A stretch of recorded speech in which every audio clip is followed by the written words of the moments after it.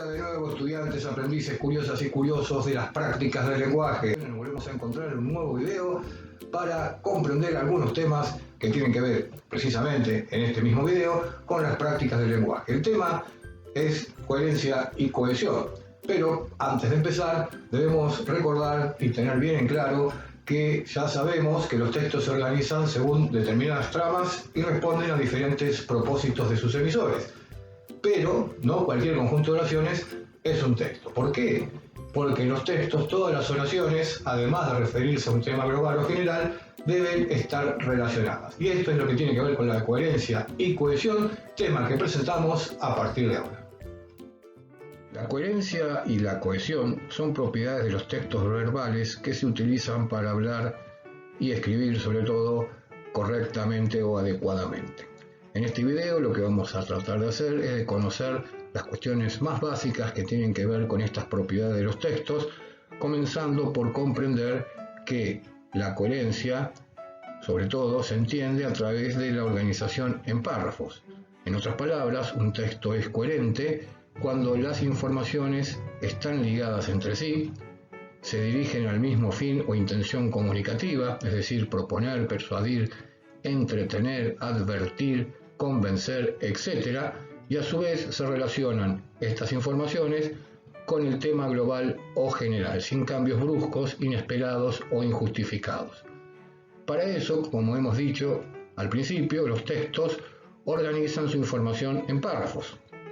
¿Pero qué es un párrafo? ¿O qué son los párrafos?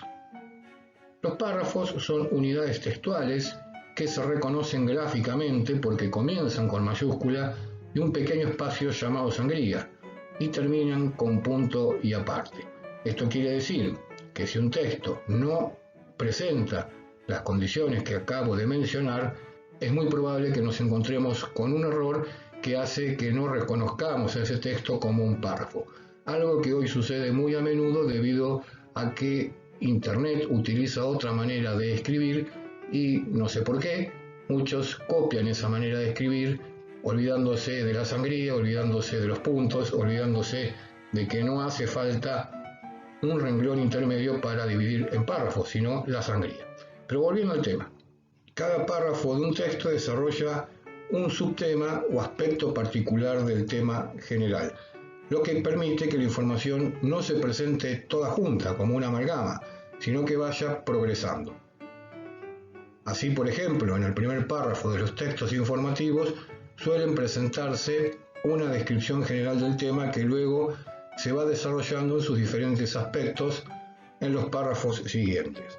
Vamos a ver un ejemplo que tiene que ver con un texto de geografía. Vamos al primer párrafo que, si está bien escrito, debería presentar el tema general o global, que en este caso va a ser desastres ambientales. Leemos el párrafo. Los desastres o catástrofes ambientales son grandes eventos que afectan las condiciones naturales y tienen consecuencias negativas para la población. Según su origen, pueden ser naturales o producto de las actividades humanas.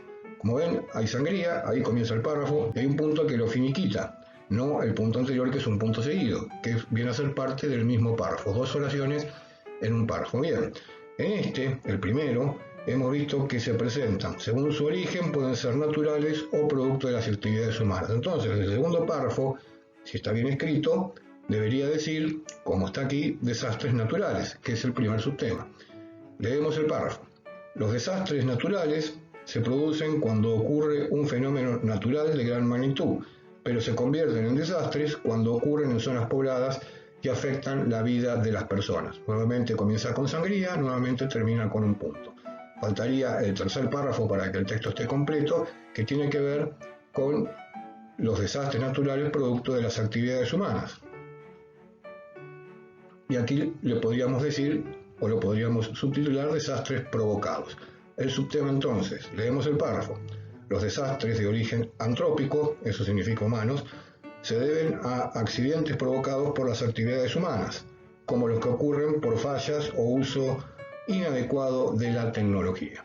Así se organiza un texto, párrafo por párrafo, cada párrafo tiene un tema. Si ustedes prestan atención, podemos separar cada uno de ellos del texto en general y los podemos analizar, incluso hasta ponerle un subtítulo como hemos hecho en el costado.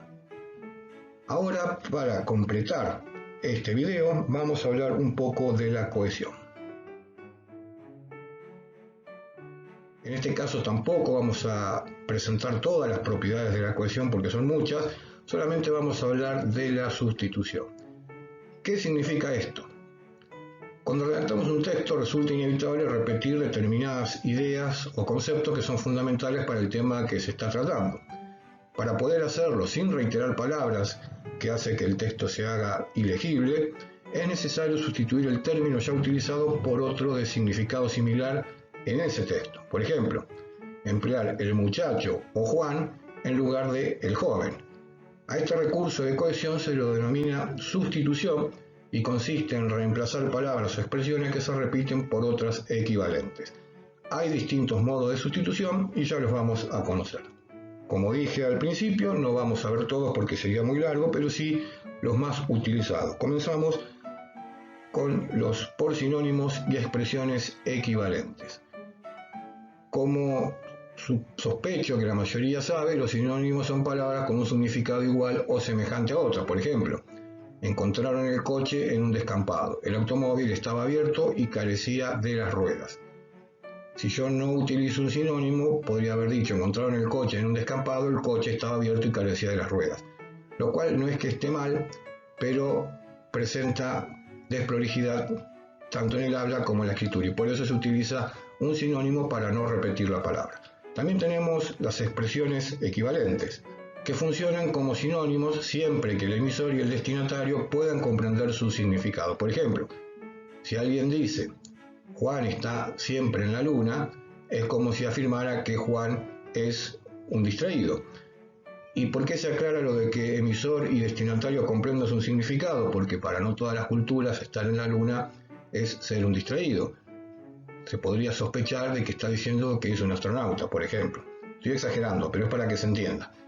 Entonces, las expresiones equivalentes cumplen su función cuando el emisor y el destinatario comprenden el verdadero significado de lo que se quiere decir. Vamos a otro tipo o modo de sustitución que son por pronombres. Para no repetir palabras, a veces también utilizamos pronombres. Por ejemplo, pronombres personales. Yo, él, ella, nosotros, vosotros, ustedes, etc. Demostrativos, o mejor, vamos primero por los posesivos. Su, nuestros, suyos, suyas, etc. Y ahora sí, los demostrativos, este, aquel, allí, etc. Así, para sustituir, por ejemplo, una oración que podría decir el experimento de Juan, puedo decir su experimento, es decir, el de Juan. Reemplazo con su pronombre posesivo por el de Víctor. Entonces me queda su experimento. Este tipo de sustitución se denomina pronominal. Y por último, vamos a ver los modos de sustitución por hiperónimos e hipónimos. Este procedimiento consiste en reemplazar una palabra por otra que la incluya, es decir, por su hiperónimo, o por una que sea una subclase de ella, es decir, por su hipónimo. Por ejemplo, caminaba tranquilamente y me encontré con un Rottweiler. El perro trató de acercarse, pero lo esquivé porque me pareció un animal peligroso. En este caso, el hiperónimo perro sustituye a su hipónimo Rottweiler. A su vez, perro es hipónimo de animal. Con esto tenemos una idea bastante aproximada de cómo escribir los textos con un poco más de organización y teniendo en cuenta también el tema de las repeticiones para que el texto sea legible, entendible y agradable. Como se habrán dado cuenta, mis estimados, el tema no ha sido desarrollado en profundidad, son cuestiones básicas y simples para empezar a ejercitarse con esto de los textos verbales. En el próximo video estaremos viendo cuestiones que tienen más que ver con las oraciones, con la formación de ellas, con el análisis, etcétera, etcétera, etcétera. Temas que sé que no les agradan demasiado, pero bueno, ¿qué le va a hacer? Eso es la secundaria.